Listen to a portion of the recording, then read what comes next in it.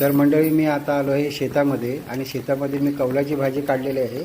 त्याच्याबरोबर मी एक भेंडा आणि माठ काढून तुम्हाला याची मी रेसिपी दाखवणार आहे.